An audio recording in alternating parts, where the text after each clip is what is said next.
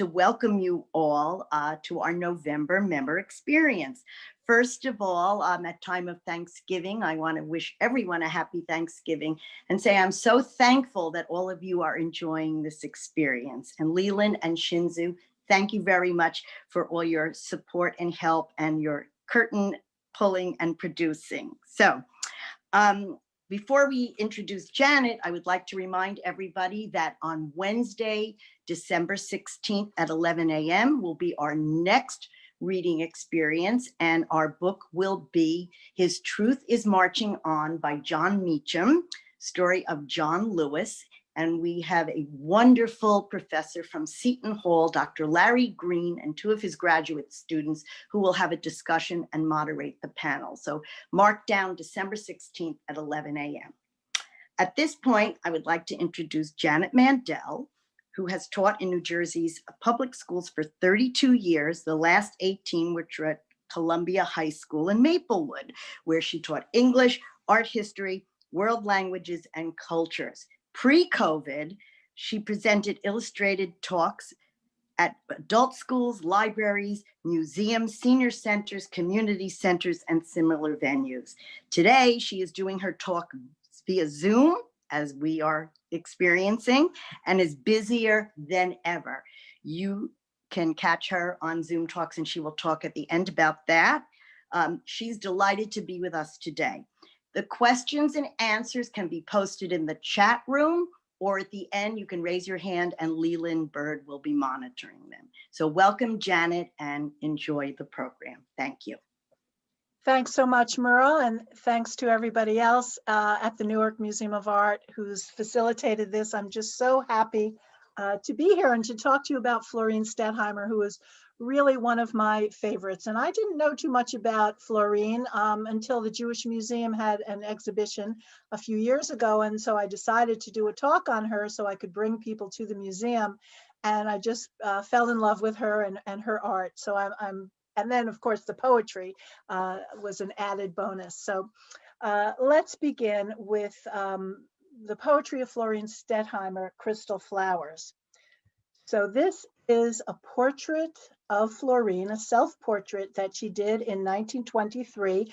It's at the Avery Library at Columbia University.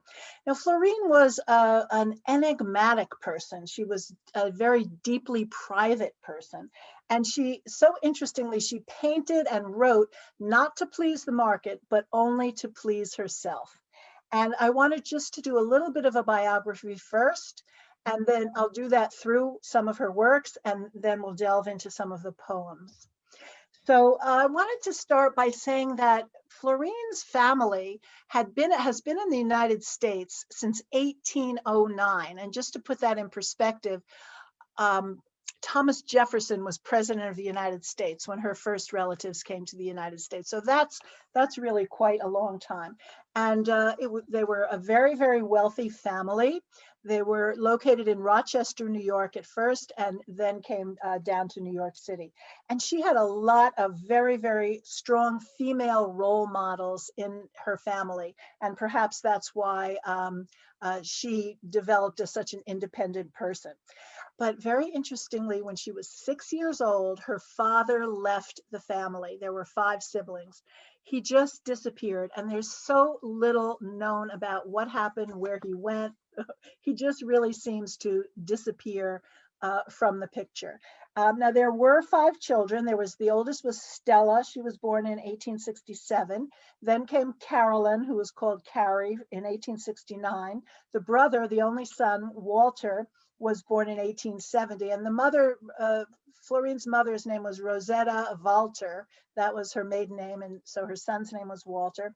Then Florine was born in 1871, and then the youngest child, Eddie, in 1875.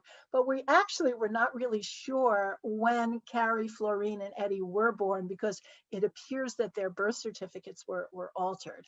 And you're going to see a little bit more about that as we go on. Anyway, when the father left the family, the mother, Rosetta, took all the 5 children to Europe. She had family in Germany. That's where the family came from. And the children really grew up in Europe, and they were tutored, privately tutored for their education. But they went to museums and galleries and operas and ballets, and they led a very, very cultured life in Europe. But when it was time for higher education, Rosetta took the family back to New York. And Florine went to the Art Students League, and Eddie went to Barnard. She got her undergraduate degree in Barnard, then she got a master's at Columbia, and she actually got a PhD. I'll go into a little bit more of that later. Anyway, this painting, which you see here, this is how the family kind of remained for really 20 years, because Stella got married and went off to California, and Walter also, after he graduated from high school, marries and goes to California. So it's really the three youngest sisters, and this is what Florine is painting here. This is Florine. There she is standing behind the flowers. And here is Carrie, and Carrie was the hostess of the family. She made sure the family ran and took care of all of the day-to-day activities. She's also the designer of the Stetheimer dollhouse. You may be familiar with that. It's at the Museum of the City of New York, where she recreated kind of where they lived, all the different rooms, and Florine painted little miniature pictures to go into it. It's really quite an amazing thing at that museum. And this is Eddie, the youngest sister, and you can see she's wearing this beautiful outfit here and this parasol. And then this is the mother, Rosetta, and Rosetta is reading a book that Eddie published 2 books, and this is one of her books. I think this one is Philosophy, a book she wrote called Philosophy. Now also you can see the influence really on Florine of the post-impressionists. She was still in Europe. They went after education, they went back to Europe, and so she knew all of the post-impressionists, and you can see the color and the bold outlines, very Matisse. So you can see she was influenced by them. Now let's fast forward to Family Portrait 2 in 1933. Her style has changed. She's really developed her own style, but it's the same cast of characters. Here's Rosetta, the mother. This is Carrie. Look at how beautiful and svelte and lovely she is with her cigarette here, looking so sophisticated. Here is Eddie, and she's reading a book. She was the intellectual of the family after all, and there she is. And this is Florine, and she's kind of wearing her costume of red shoes. She wore red high heels a lot. And she did have red hair, and she always portrays herself with these bright red lips. And if you notice the huge flowers here, well, Eddie was a very good friend, Florine, all 3 of them really were very good friends of Georgia O'Keeffe. And so perhaps she was inspired by Georgia. But it's really, the painting is really an homage to New York City. And this, by the way, is at MoMA, and it is on display right now. Although MoMA has just recently changed the galleries. They have this new thing where they're going to be changing every few months, and so I haven't been there since the change, but this painting was in the galleries along with several others that they own. But you know, here you can see the Statue of Liberty, and here is the Chrysler Building, and this is the Needle in Central Park and Radio City Musical. So this is kind of her ode to New York City. And she's showing her family. She paints them over and over and over again. Also, if you notice here, this salamander, they lived at the Alwyn Court, which is on West 56th Street by 7th Avenue, right around the corner from Carnegie Hall. It's in the same building where the restaurant Petrosian is, you may know that, and it's very ornately decorated, the facade of the building, and salamander is one of the images on that decoration of the facade. And you can see here she's put the address of the building, the Alwyn Court. They had a 14-room apartment at the Alwyn Court, and that's where they would host their dinner parties and all of their wonderful activities. So I thought it was talk about this painting would be a good way to introduce both her life and her art. This is called Sunday Afternoon in the Country, from 1917. It's at the Cleveland Museum of Art. And the Stettheimers would often have these wonderful weekend parties. They were mostly all organized by Carrie. And one of the places that they had this was a summer rental that they did almost every year, but not every year, called Andre Brook, which was in near Tarrytown. And you can see here, here's the Hudson River right in the back. Although this is actually the back yard, and the Hudson River was in the front yard, but artists can certainly take their liberties. Now this is a very idyllic scene, and there's not just people in here, all their friends, but also nature and animals, you'll see, and it's really a chronicle of her life. And she wrote about this painting in her journal on June 21st, 1917. She named all of the people who are in here. I'm not going to go over it with you now, but if you want to know later on in the question, I can tell you who everybody is. I will tell you maybe a few of the people. For instance, let me get a little closer here. Here's Rosetta, the mother. She's kind of by herself, and she's engaged in card playing. She loved to play cards. This is Carrie, the hostess, and she's taking care of everybody here. And this is Eddie. She is preventing people from bothering this little group here. And that's because this is Edward Steichen, the photographer. And who is he photographing? Well, that is Marcel Duchamp. And Marcel Duchamp, I'm going to show you more of him. He was a great friend of theirs. And I did go into the Steichen archives to look up this date, June. There is an exact date because she wrote about it on the 21st, I said. So I looked in the archives, and sure enough, there's a photograph of Marcel Duchamp from that day. And also, I just want to show you, Florine paints herself in this picture, if you can make this out, because she's got herself kind of dissolving into the background here. Here's her easel, you see that? And here she is painting, and you can see her yellow hat and her white dress and those red shoes I told you about. And just take a look at this figure next to her. I'm going to explain what that is. It's a little fawn, and I'm going to tell you later why she has painted that fawn. So here is this, this is Sunday afternoon in the country. Now, besides having these big parties, she also had her soirees, she called them. When she painted a new work, she would introduce it to her friends at her studio in Manhattan. She had, even though they lived at the Alwyn Court, she had a studio overlooking Bryant Park in a beautiful Beaux-Arts building on West 40th Street. And she would have people come over, and you can see, here's the painting. We can't see it. Here's the painting, but here are our two people who are looking at it. And we know who those people are as well. The one on the left is Albert Glaser, who was a French artist, French-American artist. And then the one on the right, that's Gaston Lachaise. You may know who he is, the famous sculptor. Now here is Eddie. She's looking at the painting as well, Lachaise's wife. And notice here, this is that family portrait one that's on the wall here.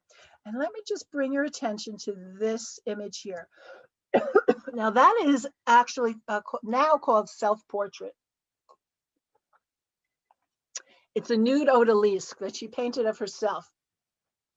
But she never told anybody that it was her. She just called it the model. And she's fully frontally nude in this painting, but in this painting of the studio party, she has her poet friend here, whose name is Sankar.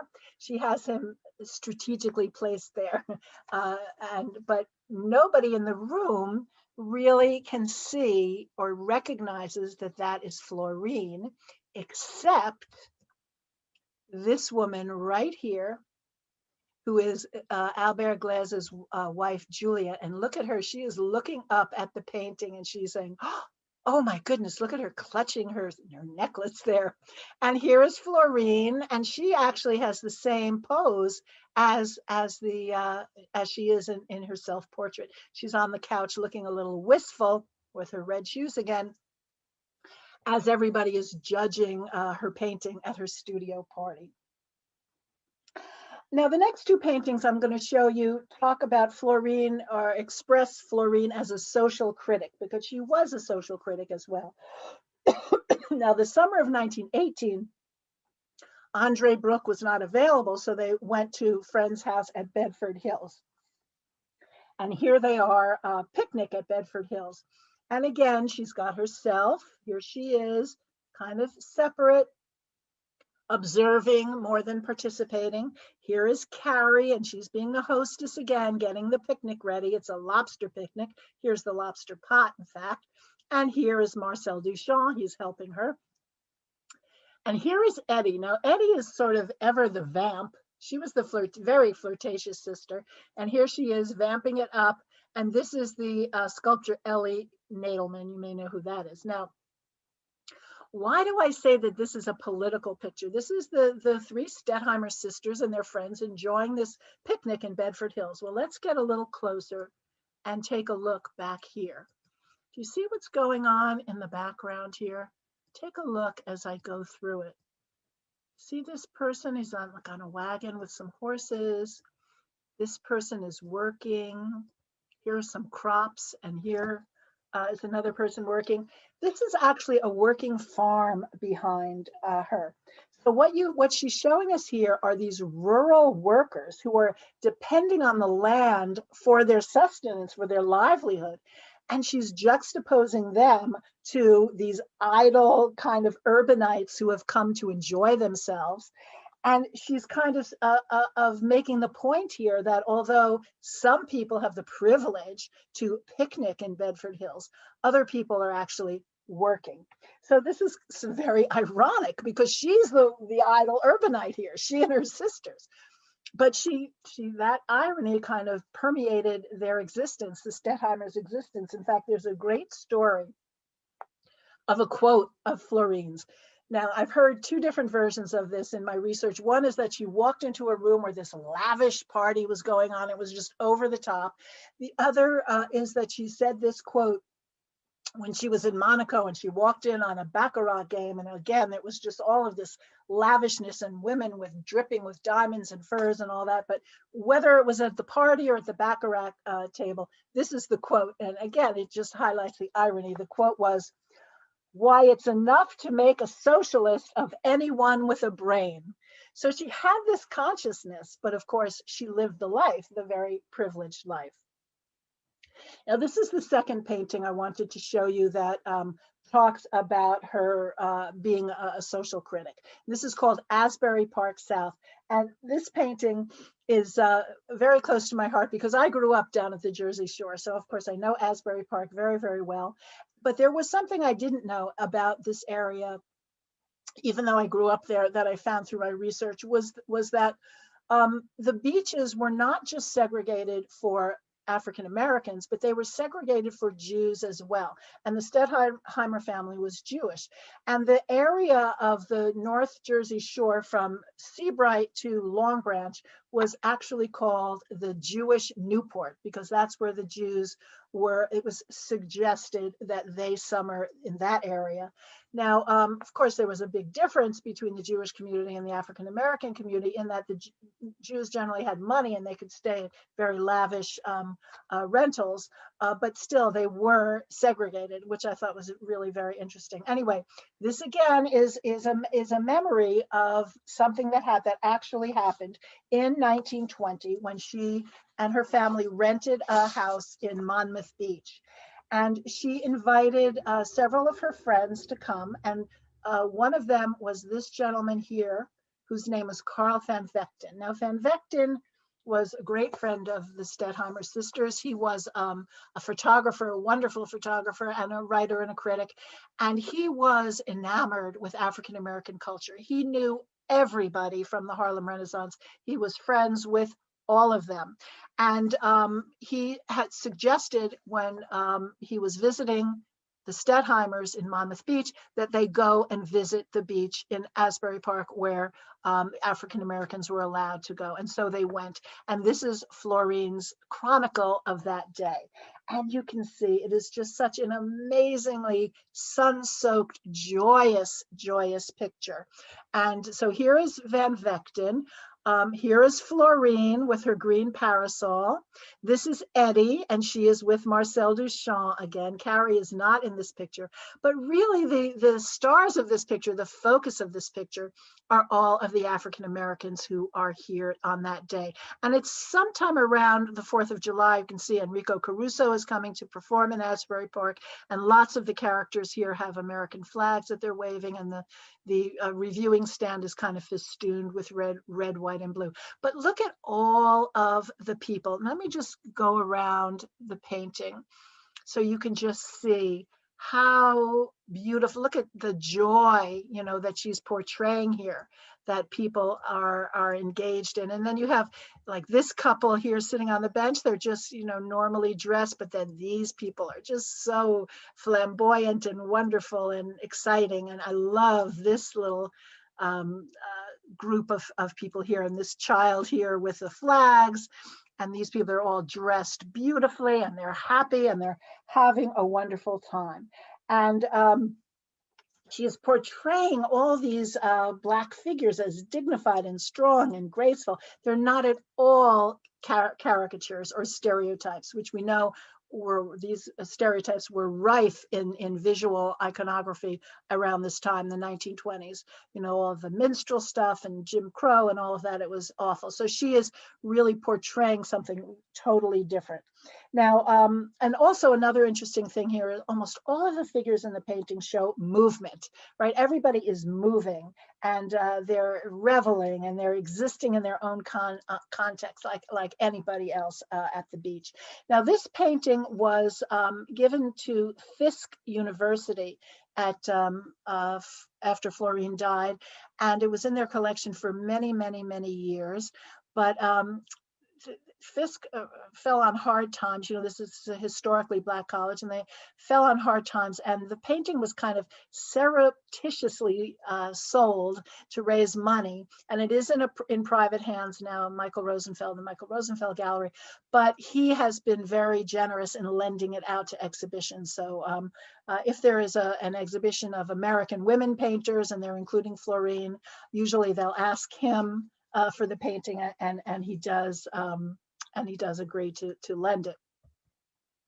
Now let's go back to when Florine is in Europe. It's 1912, and she attends Diaghilev's Ballet Russe in Paris. And of course, this is the music by Debussy and the choreography by Nijinsky. And we see these photographs here by Baron Adolf de Meyer. He was the only one who photographed the event, the production. And he later on becomes a Stetheimer on team.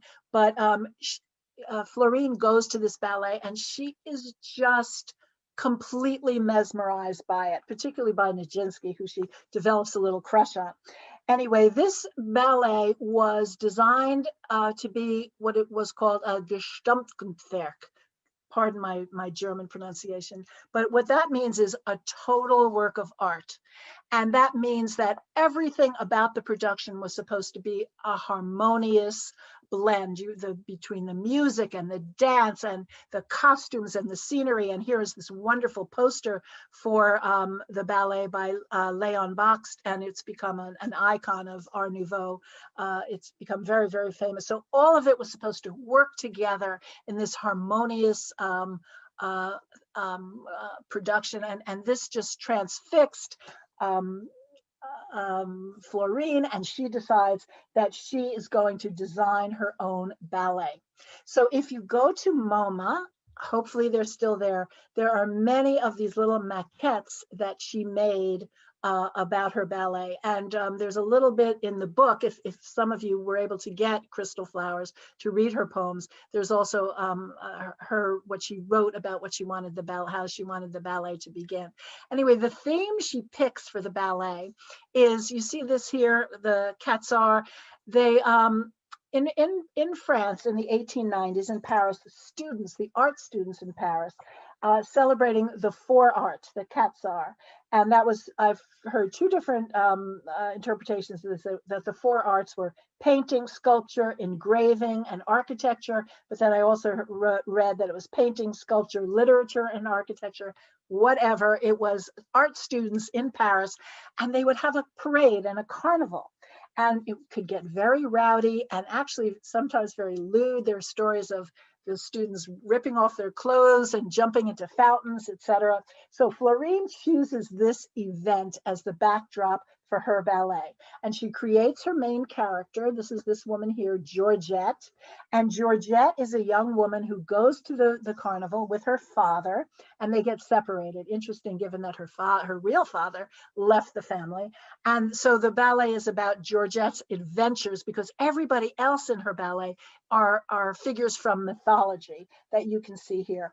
And so she's made Georgette, who is a young girl of high society, like she is, mingling with all of these bohemians who are partaking in this carnival. And that's kind of how Florine saw herself in life, was that she was so enamored by artists and writers and all of these people she considered to be bohemian. So she makes all these whimsical, three-dimensional little maquettes like this, and also sketches and dolls and all that. I'm just going to show you a few of them. So this is a drawing, and you can see there is somebody there with a snake and all kinds of interesting things. And then this drawing I wanted to show you because you can see she includes people of color in her ballet. There are definitely going to be people of color. And then these are at MoMA. You can actually see these. It's Eurydice and her snake on the left, and these are made with oil paints and beads and metal and lace and little fur, you can see, all on canvas. And then here you have Aphrodite on a dolphin, and then a woman on a lion, and Ariadne on a panther. So these are such really interesting things. But alas, the ballet is never realized. It was never produced. But in 1932, fast forward again, it's the next best thing. Virgil Thompson has written the music, and Gertrude Stein has written the libretto for an opera and ballet called Four Saints in Three Acts. And you can imagine, with Gertrude Stein writing the libretto, it was kind of a wild ride, to say the least. The original production was in 1934, and it began at the Hartford Athenaeum. They have a stage, a room there with a stage, but it very quickly moved to Broadway. And it had choreography by a young Frederick Ashton, who later became the principal choreographer and director of England's Royal Ballet. And John Houseman was very young at the time, and he was the director. Now, John Houseman, you may know, he was in all of those commercials, for a Wall Street brokerage firm, and he also played the professor on The Paper Chase. But when he was very, very young, he was very active in the theater. He worked with Orson Welles and all kinds of people. He was the director of this, and the set was designed by Florine with the costumes. So she finally got to realize her wanting to do a ballet or opera. So this is a maquette that she did with her little dolls that she put there, and you can see she was very, very into lace. You can see this in many of her paintings, and also cellophane. You see the cellophane here. And these are some more of the little dolls that she created. Now, this was considered really a groundbreaking opera. And one of the reasons why was because it had an all Black cast. And this is, 1934. This was not really done. And the singers were directed by a woman called Eva Jesse, who was a prominent Black choral director. And there was really nothing like this in the annals of stage musicals, because it was half musical comedy, half mystery play, half ballet. There was all kinds of dancing in it as well. It also had more than 3 acts, and certainly more than 4 saints. And today, Four Saints in Three Acts is regarded as a landmark of American modernism. And I had never heard of it before I did my research on Florine. But then, of course, as you know, the more you know, the more you know. So once I knew about it, then I would see it was popping up everywhere in my research on all kinds of other things. And I actually even bought a book, a whole book about it. But for Florine, it was so important for her. This is 1934. It was the first time she was actually working with other artists, not just socializing with them. She socialized with all kinds of artists, but now she was working with them. And this was really her first job that she ever had in her life. And it certainly was the realization of Gesamtkunstwerk, of a total work of art. And as you can see here, you know, here's that cellophane again, and the cast and the costumes. All of these costumes were done by Florine, and here are more of them. Really, really beautiful. It just must have been a wonderful thing to see. And it got very interesting reviews and good reviews, even though people said it was unintelligible. It was Gertrude Stein after all. But then one critic wrote, well, yeah, but Alice in Wonderland is pretty unintelligible as well. So, you know, and also there were the windows of Gimbel's had cellophane and clothing based on Florine's designs and things like that. So and Al Hirschfeld did one of his wonderful line drawings of it. So it was really quite the thing. Here's another view of it. So now I think we're ready to start with the poems. Let me see what time it is. Okay, 11:35. I'm going to take probably another maybe 15 minutes to do this, and then we'll have enough time for questions. Now, if you read the book, you see the beginning of the book is she divides the poems up. Actually, it was Eddie who did this. The poems were published after Florine's death. Her sister Eddie edited them and had them published. And the first section was called Nursery Rhymes. And at first, these kind of things kind of seem like they're childish or simplistic, but they're actually satire on social institutions, and that's what I wanted to show to you. Now, just to talk about the poems in general, one of the a critic said about the poems. He said his name was Mark Pagano. He said the poems were made of glass and they have razor edges and needle points, but they have smooth velvety places to touch too. And you know, the title Crystal Flowers suggests to me anyway that, you know, if you pass a single ray of light through a crystal, of course there's a multiplicity of colors and images that are dispersed, and that kind of is a good description of really of Florine's life. You know, there was kind of an otherworldliness about it. Her paintings sometimes seem like an ethereal landscape. They're very atmospheric, very sensory, sort of like that light passing through crystal. Anyway, so let's begin with the first one. Now, this is sweet little Miss Mouse wanted her own house, so she married Mr. Mole and only got a hole. And this is Florine's comment about marriage. Florine and her two sisters who lived with her never married. They really didn't need to because they had plenty of money. And so they didn't need a man to support them. And they also had a whole network of friends that were very important to them. So this is kind of Florine's little zinger here, satire about marriage. Now, look at this one. Queer Mr. Bat finds daylight flat, so he hangs by his toes and sees with his nose. Now, when we see that word queer, we immediately think she's talking about homosexuals. And certainly she had many, many, many gay friends who during this time, the 20s and 30s, people were not exactly out, but they were also not exactly shy about letting it know that they were bisexual or homosexual. But I don't think this poem is just about her gay friends. I think it's about her too. I think she's just talking about people who see themselves as outsiders, as different, right? Finding daylight flat. So hang by his nose and see, by your toes and see with their nose. I think she's really talking about anybody who's different, who's an outsider. Now this one, all she owned was a white fur coat and a white curly palm. So she stood on the street on her velvet silk feet and waited for something to come. Now, to me, this is kind of talking about people in her social circle and the conspicuous consumption. that they enjoy. You know, they have the fur coat, they have the curly palm, and they have silk on their feet, but they end up just kind of waiting for something to come, because that is not what's going to sustain you. That's not what's going to make you happy really in the world, is simply having material things.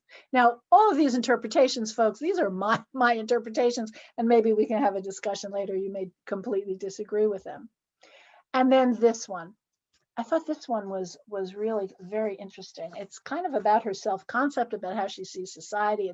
And it is a little cynical. She says, "Why should I care? With his sardonic air, young leopard growls at night when he prowls. If I have one spot or a whole lot, like many a mate, I know my fate. On a future cold day in the USA, I shall be a sack worn on the back of a thin girl or fat with an Alice blue hat." So, you know, as I said, I see it as very cynical. She's saying, you know, it doesn't matter if I've got one spot or a lot, if I've got a little bit or a lot, or what I do, or if I'm successful or not successful. In the end, we're all going to end up in the same place, he says, this leopard. I'm just going to be, you know, something that's worn by something else. We're all going to end up in the same place. And then now this last one, this one is not really, it's not really one of the nursery rhymes. It comes later on in the collection, but I thought it was a real comment on society, which is, or on her world, which is what a lot of these are. So I included it here. Art is spelled with a capital A, and capital also backs it. Ignorance also makes it sway. The chief thing is to make it pay in a quite dizzy way. Hurrah, hurrah. And I think she's talking about the art market here. And just to let you know, in 1916, she had her first and only one-person show. And it was at the Nerdler Gallery in New York, very famous art gallery, still around today, although under a lot of controversy. But this was a big thing for her. She chose the painting she wanted to be in it. She decorated the room. She wanted the rooms to look like her house, because she felt this would be inviting people into her world. So she decorated the rooms with all that cellophane and lace that you saw from the opera. And the reviews were actually pretty good, and people came to it, but she didn't sell one painting, and she was very, very disappointed. And after that, she never had another single one-person show. Now, you may read in things about her that she never exhibited her work. That is not true. She did exhibit her work, but never in a solo show. She would lend her work to other exhibitions, but so they were exhibited, but never to a one-person show. That rejection was just something that she didn't want to face again. So she also wrote many, many poems about specific people. And I told you Marcel Duchamp was a very important person in her life. He was a favorite. So this is her portrait of Marcel. And I put this up because I wanted you to note the frame. She also created the frames for many of her pictures. And you can see MD, MD, MD, Marcel Duchamp. And this is from 1923, and it's in a private collection today. Now, the poem that she wrote about Marcel is called Douche. Now, that is not what we think of when we think of the word douche, which has a different meaning in the 21st century for us, a very pejorative or negative. But his name was Duchamp, and they called him Douche. But since it could be a little bit distracting, I think we're just going to eliminate it so that we don't have to focus on that. Anyway, here is the poem. A silver tin thin spiral, revolving from cool twilight to as far as pink dawn, a steely negation of lightning that strikes, a solid lamb wool mountain reared into the hot night and ending the spinning spiral's love flight. So let's look at the painting of Marcel. So here's Marcel sitting here, and I just want to say this is called Marcel Duchamp and Rose C'est la vie. Now this person here, this is Marcel Duchamp's alter ego, is a woman, Rose C'est la vie, which it translates into Eros is life, which is Rose C'est la vie. I'm not certain. There are a lot of photographs of Marcel dressed up as Rose. I'm not sure that he really went out in public a lot as her, but I haven't done a lot of research on Marcel, so I can't say that.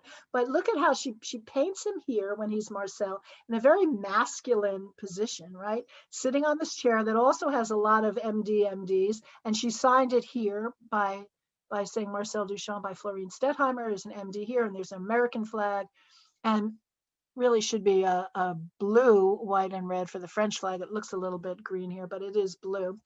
And then this figure here of the horse, Marcel Duchamp was a very avid chess player. In fact, at a certain point in his life, he gives up art and he concentrates only on chess playing, but she puts that there.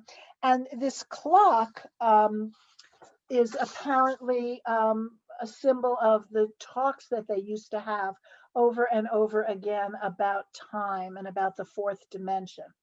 And then this circle here has a meaning too, and I'll talk about that in a minute. But let's talk a little bit here in the poem. She says here this thin spiral. So here's Marcel, and he's cranking up Rose. He's bringing her into being here. And then look, and then she finishes the poem with love flight. And if you look at how she's painted Rose's shoulders, and then this image here, it's almost as if a heart. The shoulders and the legs form a heart. And I think she's saying how much she loves Marcel. And then the circle is a reference to this piece of art by Marcel Duchamp called Precision Optics from 1925, which is at MoMA. So these are all symbols of Marcel that she puts in the portrait of Marcel Duchamp. Now, the next poem I want to do, I paired with this painting of her portrait of myself, which is at the Avery Library at Columbia University. Now, the poems that she wrote are not ekphrastic poetry. Ekphrastic poetry is poems that are inspired by paintings. I'm pairing the poems with a painting so that I can tell you about the paintings as well as the poems, as well as discussing the poems. But she did not write the poems specifically about the paintings. But in this portrait of myself, and the next few, I'm really going to address Florine's sexuality. Now, her biographer, Barbara Blomink, she wrote a book called The Life and Art of Florine Stettheimer, and she said that Florine exhibited an arrested sexuality and a preference for flirtation and high stylish affect over physical relations. And what that means is that there's really no evidence anywhere that Florine or her two sisters that she lived with ever had an intimate relationship or a physical relationship. And the only caveat to that is that after her death, her diaries were highly edited and censored by her sister. So we really don't know for sure, which is why I said in the beginning that she was a very enigmatic figure. So we really don't know for sure. But here we have Florine, and she's floating in this diaphanous gown here.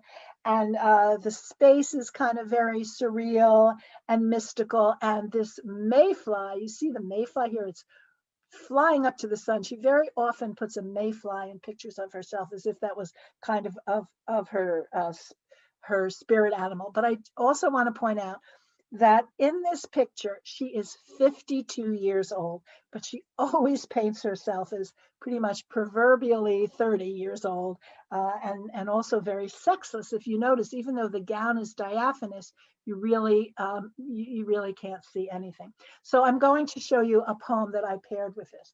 He photographs. She is naked. He proclaims she has no clothes other than his words. Golden brown and autumn red, they drop fast and cyclone about her. She turns them into painted air, rainbow hued, that whirls and swirls and sucks him in. So I don't know exactly what she's trying to say here, since it does sound kind of like a poem you would write about a lover, but we think she never had any lovers. She just, so we don't really know. Maybe it's what she really felt like she wanted to happen in her life. Now, this painting is called Spring 1932, and it was made in 1935, 36, and it's at the Cantor Art Center in Stanford University. She's 61 years old when she paints this. She's living at the Alwyn Court, and it's 2 years before she gets involved with Virgil Thompson and Gertrude Stein in the Saints opera. So here's the poem that I have for this one. This one she gave a title to a Gentleman Friend. You fooled me, you little floating worm, for I looked for the wings with which you seem to fly and make you different from other worms. And then I discovered the slender thread that fastened you safely to a solid tree. I touched the thread with my fingertip and you wiggled. I snapped the thread and you fell to earth. And you squirmed and wormed and only wiggled. Now, to me, that talks about a spurned lover, right? And she wants to control him, right? I fastened you, you were fastened safely to a solid tree, but I touched the thread and made you wiggle. And so I don't know, but I thought it was fascinating. Now, this person in the painting actually is somebody that she knew that she liked very much. He was named Olin Howland. He was a film and theater actor, but again, she did not write this poem about him or about this painting. It's just, I just chose it. Now, this is one of my favorites, Natatorium Undine from 1927, and it's at Vassar College at the Francis Lehman Loeb Art Center at Vassar. Now, Undine was a water sprite of mythology, and so Florine has given us this beautiful world and a wonderful spa, and it's done totally from a woman's point of view. It's really a very feminist picture. The only men in this painting are the men who are serving women, right? You have here somebody kind of leading an aerobics class here. You have these gentlemen who are playing music for everybody. But the poem I've chosen is going to relate to this gentleman here who is giving someone a massage. But before I go to that, let me just point out, this is Florine here, lounging on this divan. Here is Eddie, and this is Fanya Marinoff, who is Carl Fanfectin's wife and who was a good friend of Florine's. So we're going to zero in on that masseuse because the poem is called The Masseuse. She lay on her bed, beneath her spread a pale flower embroidered gown. The strong one dusted her with fragrant powder, then took her small foot in a strong hand and rubbed it softly, then harder. Then two strong hands clutched her leg, pinched her, slapped her, pounded her all over her fragile body. She gently sighed and said, "You are so strong." So again, maybe this is I felt these poems were about her sexuality. It seems like she does seem to want to have a sexual relationship, but apparently she never, ever did. So the next, so she's 61. She's living, oh no, I'm sorry, I told you that already. And I did Alwyn Court. I did Natatorium Undine. So the final poem I'm going to show you kind of really is her, talks about herself and how she felt about her life and how she lived her life. And through her painting and poetry, she really became a spokesman of her time. And a lot of people have said that her pictures are social documents. And I really think that that's true, especially if you've seen her cathedral paintings, her monumental works, 4 of them about New York City that are at the Met. But she chronicles the very interesting, innovative, and quirky people that she knew in New York and the cultural life of the city. And she really, I think, expresses that life in this poem, this last poem.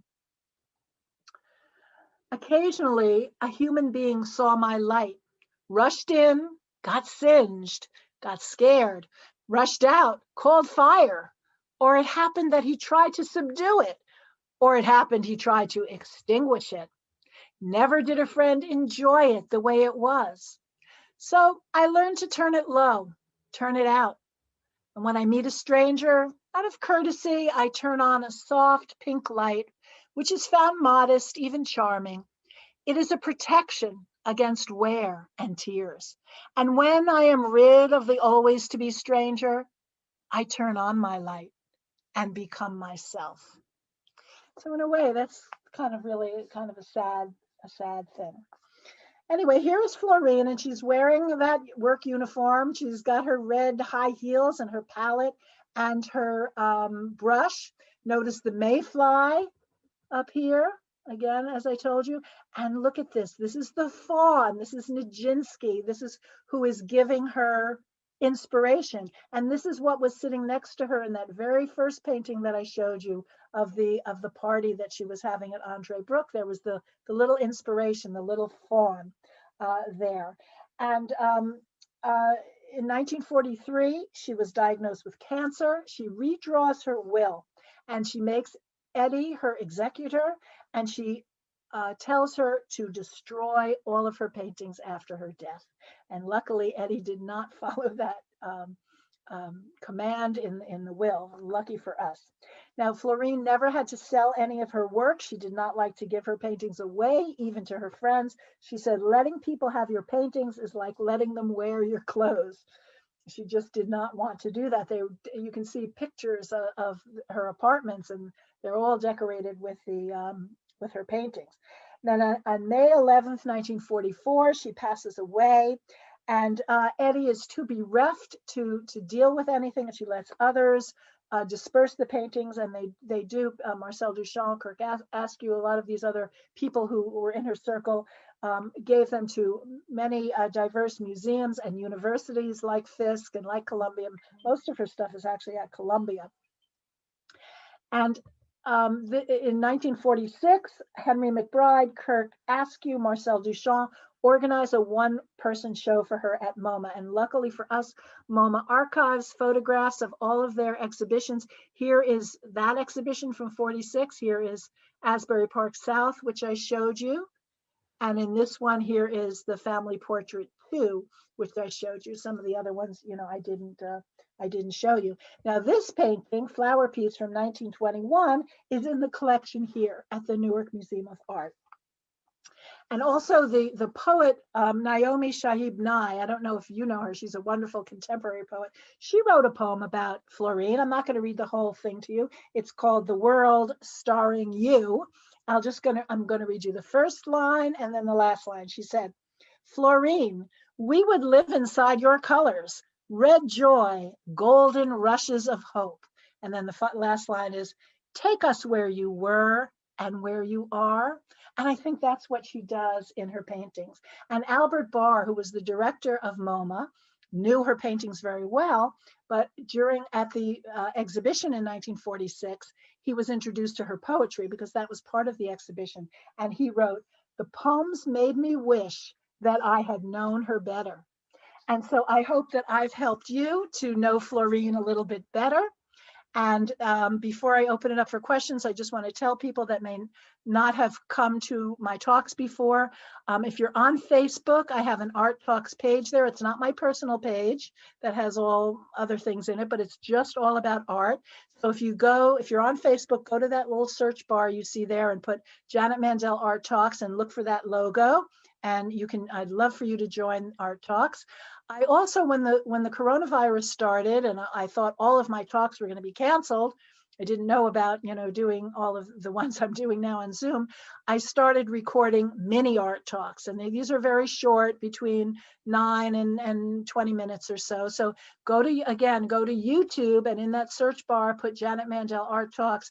And when you come to my YouTube channel, I want you to enjoy the little talks, but also please hit that button to subscribe so that, and then there's a bell after it, hit the bell, and then you'll get an email when I put a new one up.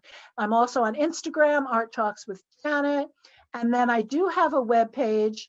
You don't have to memorize that big long URL. All you have to do is go to Google and put Janet Mandel Art Talks, and this will come up. And then if you go, you see there are buttons there. And if you, I thought I had another thing there. If you go to the schedule button, it has the schedule of my other talks that you may want to go to. So that's what I have, and I'm ready for any questions if people have any, or comments too. All right, Janet, thank you so much. Let me just take a look. I'm going to flip through and see if anyone has a question. If you do, just raise your hand, or you can put the question in the chat at the bottom. Just flipping through here. I do have something fun to show you. I don't know if you want me to do that now or wait till after there are a few questions, but I do have one more thing to show folks. Sure, you can go ahead. Yeah, absolutely. Should I do that now? Okay. Yeah. Yes. So when I was doing my research on Florine, I heard about this writer whose name was Parker Tyler, and he wrote this book. But I read that he didn't really know Florine. He just met her a couple of times, and not everything in there was kosher. So I didn't really read it at first. But then I thought, well, let me go on these used book sites and see if I can get it. So I did. I went on a used book site, and it was there, and it was so cheap. It cost more to ship it to me, I think. So I got it, and then I started to read through it. I noticed it was a library book, right? And it was actually owned by the Canisius College Library, if you can see this. And on the book plate, it says, "Gift of the estate of Eddie Stetheimer." So this was Eddie's book that she bought probably sometime after, I'm not exactly, I guess I could look at when it was published, but it was Eddie's book, and it was after her death. It was given to the library. And so I'm holding in my hands a book that was owned by Eddie Stetheimer. It was, copyright is 1963. So Eddie died in 1955, Florine in 44, and Eddie in 55. So I think that is really fun that I have that book that was owned by Eddie Stetheimer at one point. That's amazing. Wow. It's very cool. Very cool. I think Adrian has a question. Adrian?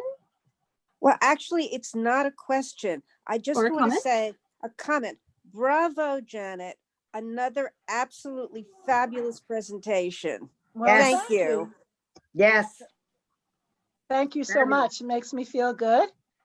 First time I've been presenting for the Newark Museum of Art, so that makes me feel very good. Thank you so much. Also, if you check my schedule on my website, We also have a question in. I'm doing an hour and 10-minute talk on Florine sometime, I think, in January. So if you go to my website and check my schedule, if you want to know more about her and see more of her paintings, I'll be doing a Zoom talk on her. It's free. It's from one of the libraries that I do my talks for. Wonderful. We do have a question in the chat here from Susie. Can you spell the German word you've said a number of times? I'm fascinated with words, and it sounds like it comes from the word Gestalt. Yeah, Gesamtkunstwerk. Let me find it to get it exactly right. This is also something, when I do my talks on Klimt. Klimt was very much into a Gesamtkunstwerk. It is Gestamp, Gestampt, and then Kunstwerk, which means artwork, Kunstwerk, Gesamtkunstwerk. Total means a total work of art. And this is also a word that comes up a lot in art. I do a talk on Art Nouveau, which was a very wonderful art movement based on nature and natural forms, but they were also into Gesamtkunstwerk. Anything else? Really? You covered everything, Janet. I might be Talk too freezing. much. Let me see what time it is. No, Well, well, we do have a comment here from Rita Cohen. Thank you for a lively presentation. I certainly will check out Art Talks. It's been great to meet you. Elsa had a question. I'm also just wondering if people read, were and able to get a Elsa- hold of the book. This is the book Crystal Flowers. If people were able to get a hold of it, I think, look, she's not a great poet, but I think knowing her paintings, I found the poems very interesting. Absolutely. No, I'm sorry. There was another comment or question? From Elsa, she said, I was told that the African Americans didn't celebrate the 4th of July. Instead, they celebrated the 5th of July. Leland, you kind of your volume went out for me a little bit. I don't know if it was me or you, but could you repeat that? Can you hear me now? Yeah. Okay, good. Sorry about that.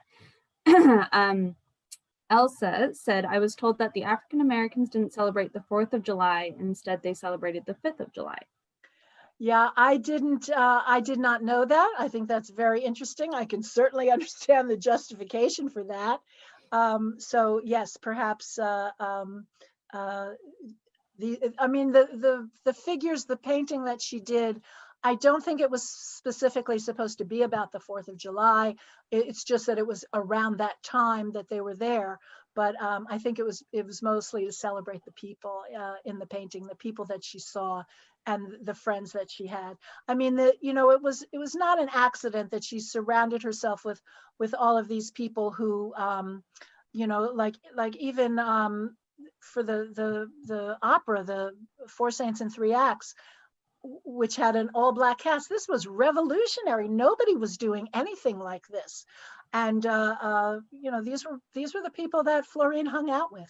She was very, very comfortable with gay people, with Black people, with all kinds of different people.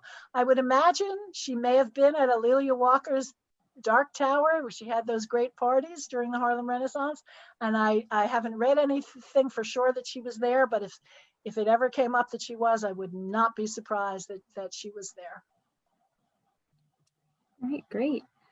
Well, back to your question of if people could find the book, Rita Cohen did say she found the book at Powell Books. Oh, good. Yeah, it was privately published. It was privately published initially, but then it was reissued fairly recently. Great. And Susie said she couldn't find the book, but felt the presentation would still be worthwhile, and it absolutely was. Thank you. And Rita Cohen again said from Powell Books as well. So yeah, if anyone has any other questions, please let me know. I'm flipping through the pages of people here. So just raise your hand. What did people think, like of those? Let me go back to that one poem. I've made this bigger. Let me make it a little smaller. The one poem here, the very last one, I found it to be so sad. The fact that she felt she had to extinguish this light inside of her, right? Occasionally a human being saw my light, rushed in, and then so he extinguished it. And so and then the next one is, let me make this a little bit smaller again, right? So I learned to turn it low and turn it out. She felt she had to turn out this light that she saw inside of herself, and that she puts up this facade. I turn on a soft pink light, right, which is found modest and charming, but it's protection, right? But then when the stranger goes away, I can turn on the light and become myself. I found that to be very sad, and it relates to that, that one of the first poems where she talks about how you can have all of these this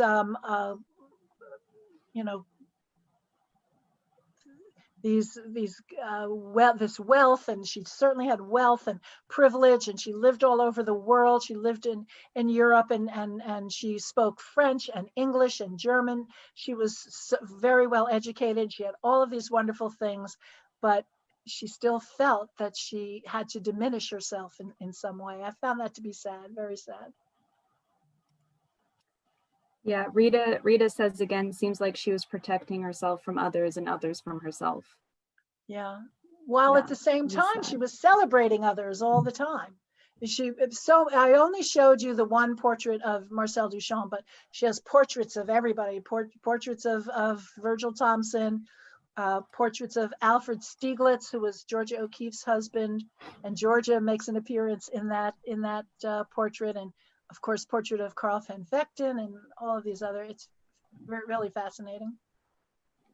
Janet, but also, if you noticed, I didn't show you any photographs of her. There are only a few extant photographs of her. She did not like to be photographed.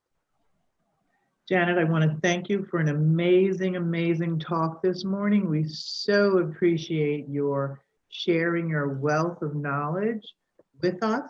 Well, thank you. On behalf of the Newark Museum of Art, thank you. And I want to thank each of our participants this morning. I'm so glad that you were able to join us.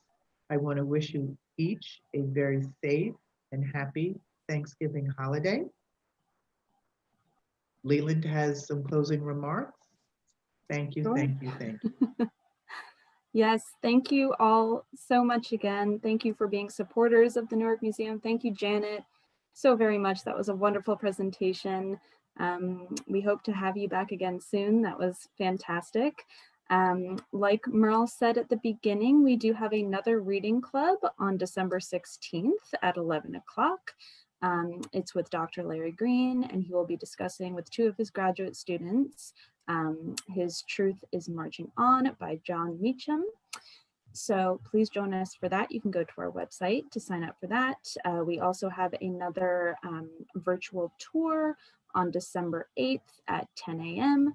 with our own librarian, William Peniston, and our Associate Curator of Decorative Arts, Amy Hopwood, on the history of the Ballantine House. So please take a look at our website and sign up for those. And we look forward to seeing you again. Thank you again, Janet. This was absolutely wonderful. Well, And thank you to you and Shinzu and Merle. You were wonderful hosts and made me feel very, very welcome. So thank you for that. Yeah, absolutely. We look forward to seeing you all again very soon. Have a great day, everyone.